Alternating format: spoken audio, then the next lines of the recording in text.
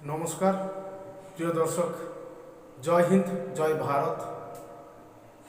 Viewers, গত 5ই August Hasina চলে যাওয়ার পরে, বাংলাদেশ ছেড়ে চলে যাওয়ার পরে যেভাবে ভারত বিদ্বেষী মনোভাব পাকিস্তানে জন্ম নিয়েছে, তীব্র থেকে তীব্রতর হয়েছে, কিন্তু বাস্তববাদী তারা কেউ ছিলেন না। তাই আজ ওই জেহাদের কথা ছিল ভারত বিদ্বেষী এবং ভারত বয়কটের কথা ছিল মুখেই, কিন্তু কার্যক্ষেত্রে সেই ভারতের কাছে হাত পাততে হলো বাংলাদেশকে। কিভাবে? বাংলাদেশ সরকার, তত্ত্বাবধায়ক সরকার, তারা দিল্লির কাছে চাল রপ্তানির জন্য আবেদন জানিয়েছে এবং তারা চাল আমদানি করতে চায় সস্তা দামে। এর ডিটেলসে আসছি। এই ছোট্ট ইউটিউব চ্যানেলে আপনাদেরকে সকলকে স্বাগত। 4 দিনে কলকাতা দখল করব, বাংলা, বিহার, উড়িষ্যা নিয়ে অখণ্ড বাংলাদেশ গঠন করব, কখনো কলকাতা সহ উত্তর পূর্বের 7টি যে রাজ্য রয়েছে, 7 সিস্টার, তাদেরকে নিয়ে স্বাধীন বাংলাদেশ, সার্বভৌম স্বাধীন বাংলাদেশ, অখণ্ড বাংলাদেশ গঠন করবে, এমনও ম্যাপ প্রকাশ করে দিচ্ছেন তারা। এই যে ভারত বিদ্বেষী জিগির, ভারত বিদ্বেষী যে মতামত তারা তুলে ধরেছে, এদের প্রত্যেকেরই ব্যক্তি স্বার্থ রয়েছে। এরা হচ্ছে স্বার্থন্বেষী গোষ্ঠী। দেশ কিভাবে চলবে, দেশ আগামী দিনে কোন জায়গায় গেলে উন্নতির শিখরে পৌঁছাবে, কোনো ধরনের কোনো ধারণাই এদের নেই। শুধুমাত্র ভারতকে কিভাবে হ্যারাস করা যায়, ভারতের বিরুদ্ধে কিভাবে বলে মানুষকে খেপানো যায়। উগ্রবাদী, মৌলবাদী, উগ্র, জেহাদ, ধর্মীয় জিগির, সারাদিন শুধু ভারত বিদ্বেষী মনোভাব, আর বাড়িতে রান্না করে গেছে ভারতের চাল। এদের কি এতটুকু লজ্জা নেই? এরা কি কোন মুখে ভারত বিদ্বেষী কথা বলে? আর ভারত বিদ্বেষী করতে গিয়ে তো তার চরম মূল্য পেয়ে গেছে। হাসিনা বাংলাদেশ থেকে চলে যাওয়ার পরে যে পরিমাণে বৈদেশিক মুদ্রা ভান্ডার রিজার্ভ করে রেখেছিলেন বাংলাদেশের কোষাগারে, 48,000 মিলিয়ন মার্কিন ডলার তিনি বৈদেশিক মুদ্রার ভান্ডার সঞ্চিত রেখেছিলেন। আর এই সরকার এসে কি করেছে জানেন? এই তত্ত্বাবধায়ক সরকার, এই ইউনিট সরকার ভারত বিদেশি জিগিরকে বজায় রাখতে গিয়ে ভারতের পণ্য নেব না বলে কয়েক সপ্তাহ বা কিছুদিনের জন্য বিদেশ থেকে আমদানি করার পরেও পরে দেখা গেল যে ভাড়ে মা ভবানী, অবস্থা খুবই খারাপ।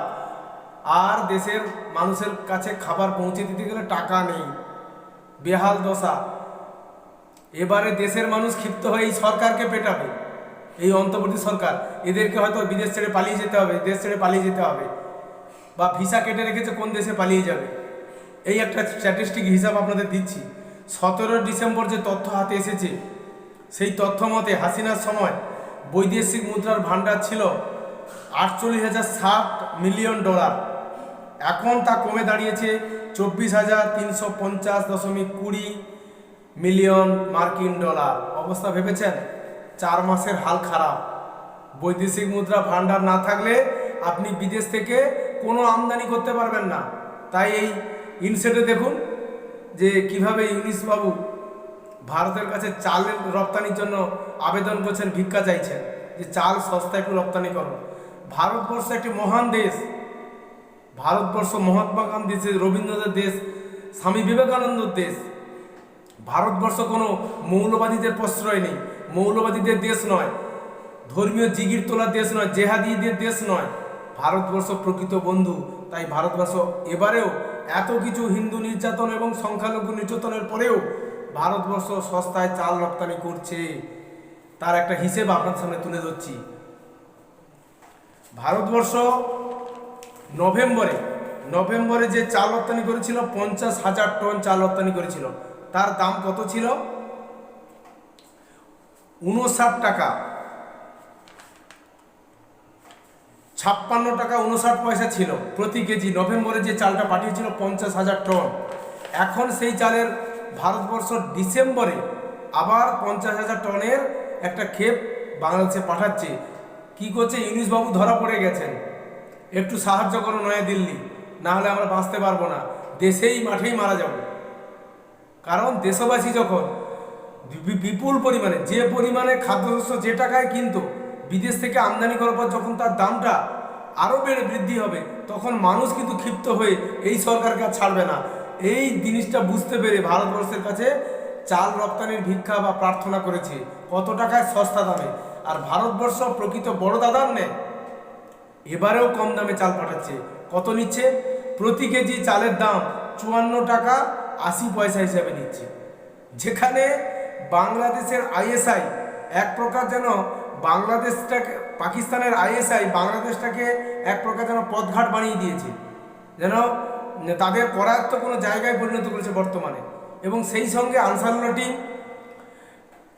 অন্যান্য যে মৌলবাদী গোষ্ঠী, জঙ্গি গোষ্ঠীগুলো, তারা এক প্রকার একাত্ম হয়ে ভারত বিদ্বেষী জিগির এমনভাবে তুলেছে যেন ভারতের পণ্য সব বয়কট করে ফেলবে। হাতে নাতে ফল পেয়ে গেছে। ভারত ছাড়া গতি নাই।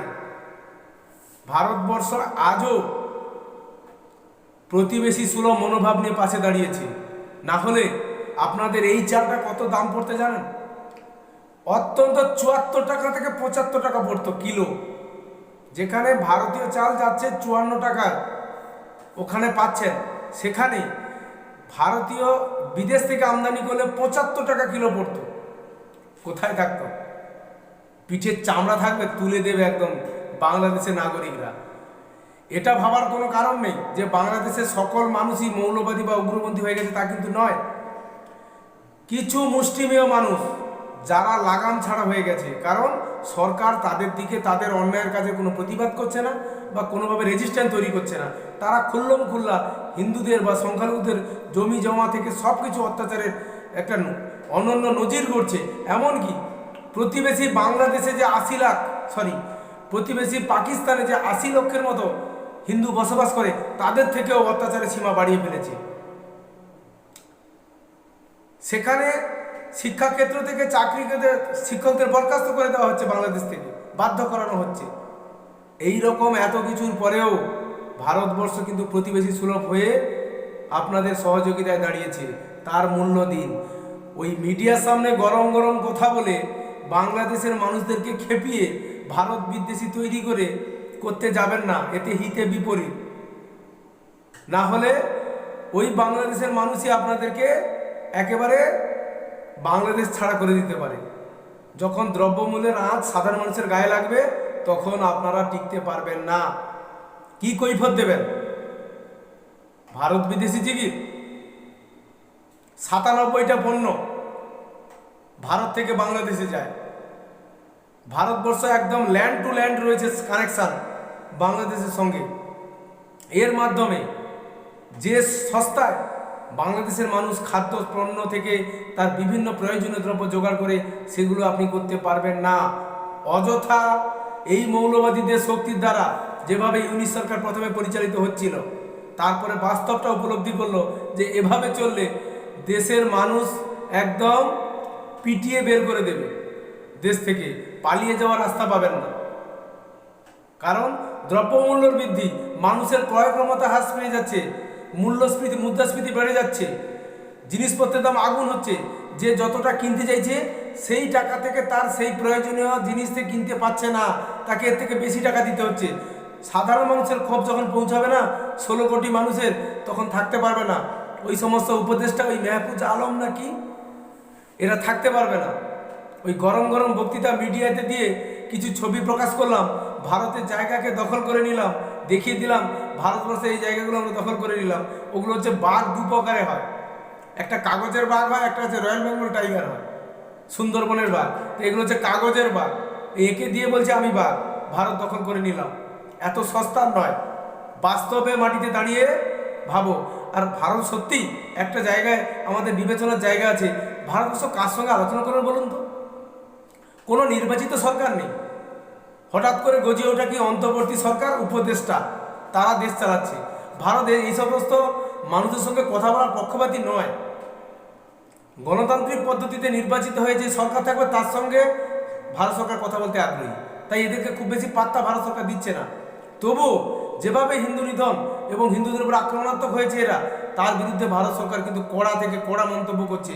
শুধরে যাও, না হলে কিন্তু আমরাই শুধরে দেবো আগামী দিনে। তাই বাস্তব পরিস্থিতি উপলব্ধি করে শুধরে যাও। শুধু চালের একটা বিবরণ দিলাম। টেক্সটাইল ব্যবসা তো বন্ধ হয়েই গেছে, ঝাঁপ পড়ে গেছে। ভারত থেকে তুলো গেলে বাংলাদেশের টেক্সটাইলে কারখানায় কাপড় তৈরি হয়। সেই কাপড়ের ব্যবসা রেমন্ড ভারতে বিখ্যাত রেমন্ড কিন্তু তার ব্যবসা গুটিয়ে চলে এসেছে। প্রায়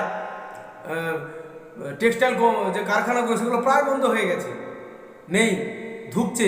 আর বাংলাদেশের এক্সপোর্টিং মূল যে দ্রব্য সেটা হচ্ছে কাপড়, টেক্সটাইল, সেখানেই কিন্তু আঘাত পড়ে গেছে। হাতে না মেরে ভাতে মরে যাবেন। বাস্তব উপলব্ধি করুন, সঠিক লাইনে আসুন। দেশের সকল নাগরিক, সে সংখ্যালঘু সংখ্যাগুরু যেই হতে পারে, সকলকে সমান মর্যাদা দিন। না হলে আপনারা পরবর্তীতে বুঝতে পারবেন মোদি কেয়া চিজ হ্যায়। উনি কম কথা বলেন কিন্তু কাজের কাজ করেন, কাজই রাখেন। অতএব সকলভাবে সাবধান। বাংলাদেশে যারা দর্শক আমার ভিডিওটা দেখছেন, আপনারাও ভাবুন যে ভারতবর্ষ থেকে সস্তায় জিনিসপত্র না গেলে আপনারা কোন জায়গায় পৌঁছে যাবেন। এগুলো ভেবে পরবর্তীতে এই উপদেষ্টারা আপনাদের শুভবুদ্ধি উদয় হোক।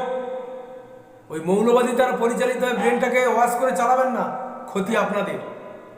এই সতর্ক বাণী দিয়ে আজকের এই ভিডিও শেষ করছি। জয় হিন্দ, বন্দে মাতরম, ভারত মাতা কি জয়। সবাই ভালো থাকবেন, চ্যানেলটিকে সাবস্ক্রাইব করবেন, একটু সাপোর্ট করবেন। ধন্যবাদ।